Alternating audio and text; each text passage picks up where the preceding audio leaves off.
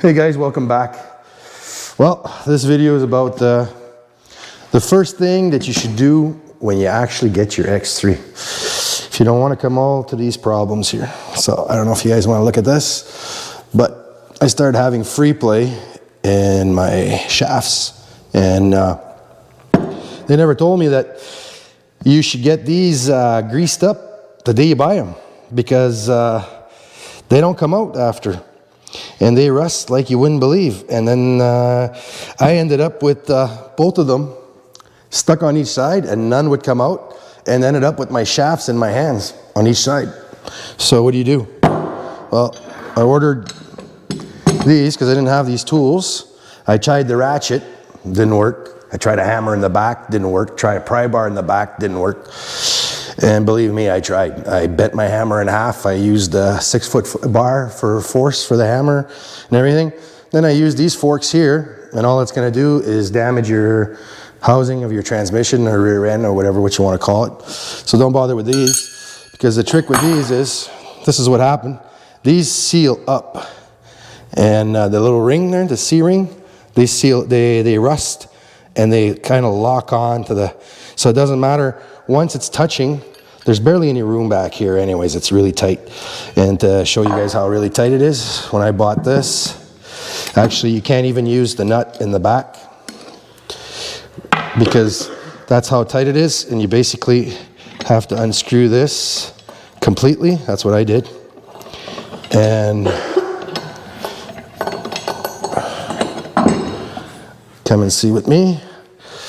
I wedged this thing, I had to grind it down, make the ends slimmer, because you can't get that small. Let me just see if I can turn the light on this thing. There we go, if you guys want to have a look.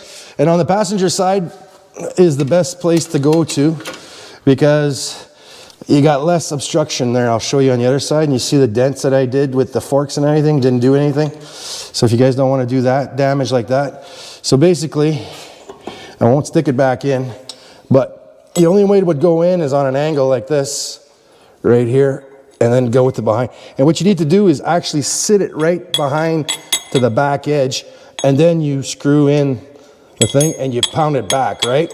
But I had pried on it so much that it was touching. And if you got it fully seated and there's no room for like a little hit, so basically what I did was I grabbed the sledgehammer, as you can see right here. I banged them inwards to break the seal.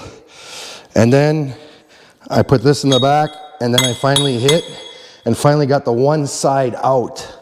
And believe me, I waited a week for the parts and everything, and this was a 2-weekend job just to get these things out.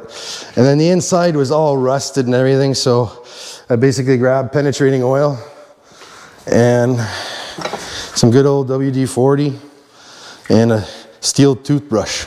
Or not toothbrush, but a little steel brush. And I just rubbed and rubbed and rubbed all the contacts till inside for the 48 tooth gear, and cleaned them out. And as you can see, these are getting like pointy ends. What got me to take them out was a buddy that has an X3.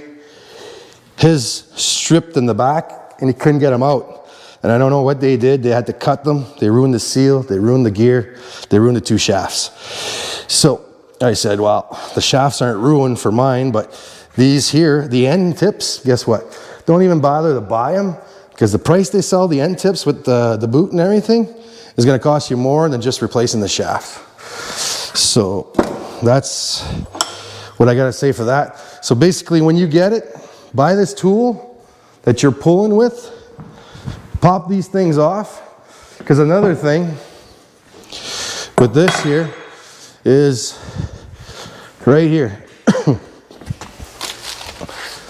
The first time that I actually came to grease my these splines here, because I was told that they like to seize up. They like to seize up on this here, and I wanted to take them out because I wanted to grease my bearings in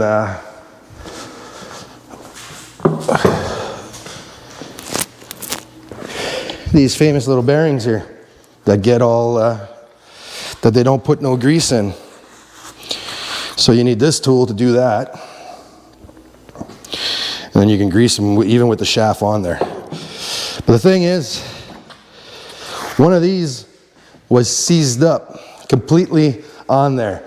I had to pry bar, little millimeter, bounce it out, till I finally got it off. So this here, don't worry about it, because that's where the boot, this is where this goes into.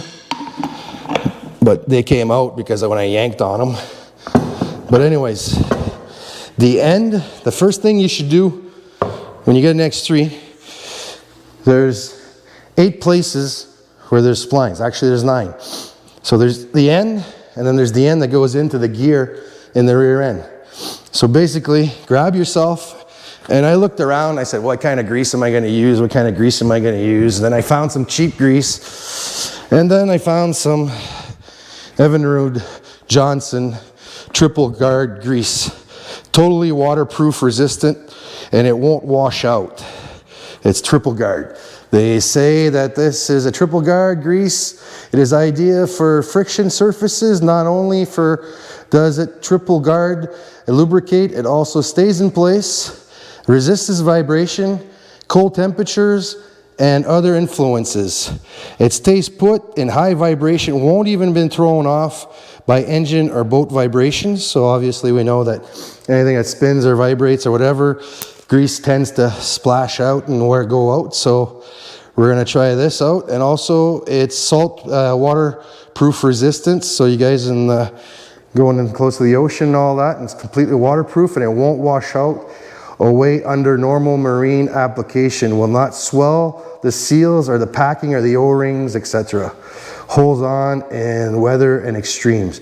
Lubricates in cold weather. So this one here was for Sea-Doo, and they was telling me that it was water, but this is Evinrude. It's blue.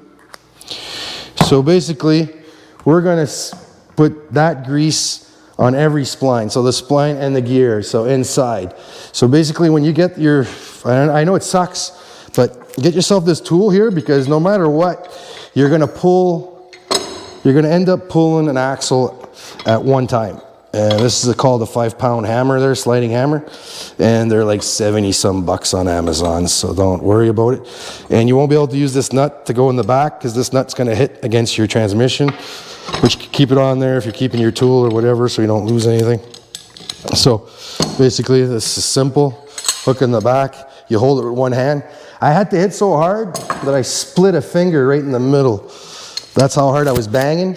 And then you just bang it out, bang it out, bang it out, and you hope for the best, and you don't bother buying these. So that's a waste of money. They're good for pounding out something after though. But so basically I had problems with trying to take off the spline, the spindle.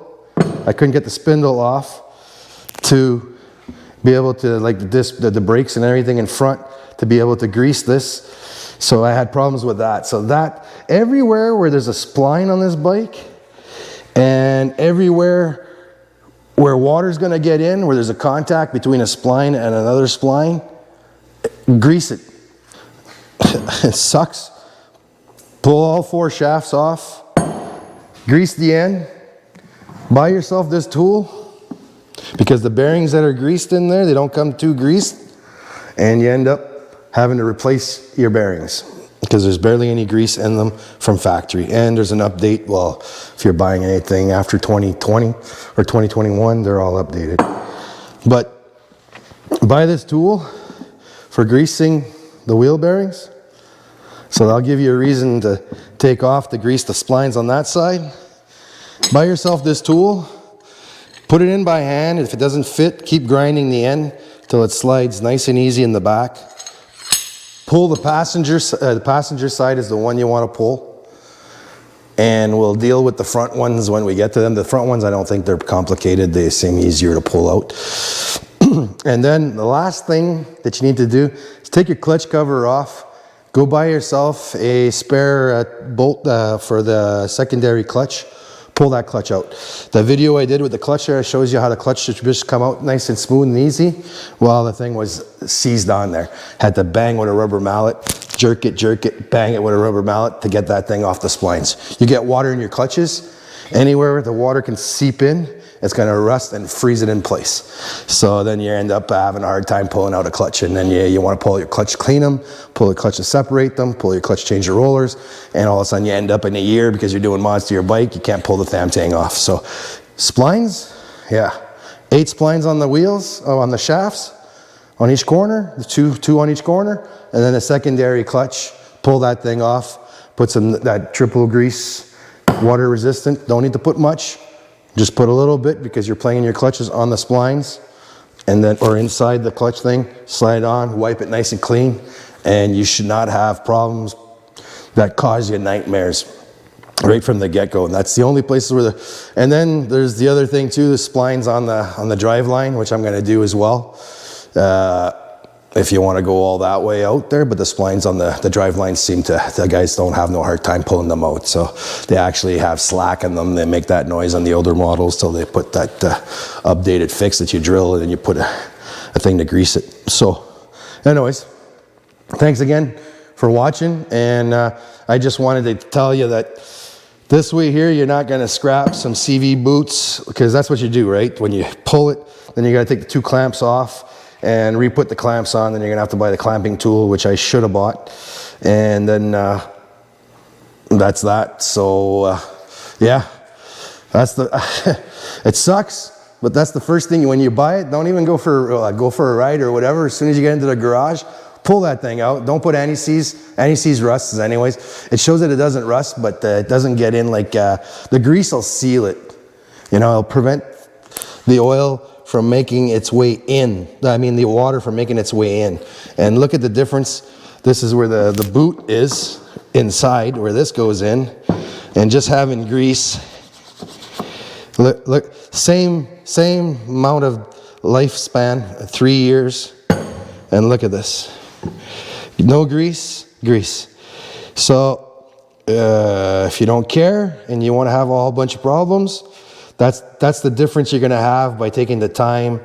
The first day you get your vehicle, your X3, or the first week or whatever, take the time to do it, believe me. I cursed, anyways, I'm screwed. These are done in for because of the gapping, and I had to order some brand new ones. So you'll be seeing me put those on in the next video. And then you basically also, the gear inside, once this happens, then you have to clean the inside of the teeth, right? Like I was saying with the toothbrush and everything, well, with the steel brush, and then everything you see that's leaking around there, that's nothing leaking, that's WD-40. So, yeah. All right, so I'll cut this video short because it's just basically an explanation. Thanks for watching, guys. Appreciate you guys. Stay tuned, come on to the next one. I know I haven't posted a video in like 3 weeks, but this is what I've been waiting for. Tools, then been waiting for axles, then working. So yeah, time flies when you don't have no parts or nothing, and the bike's parked there, so it's pretty hard to make a video driving around. So appreciate you guys sticking with me, and we'll catch you on the next one. So be safe, and catch you in a minute. Bye for now.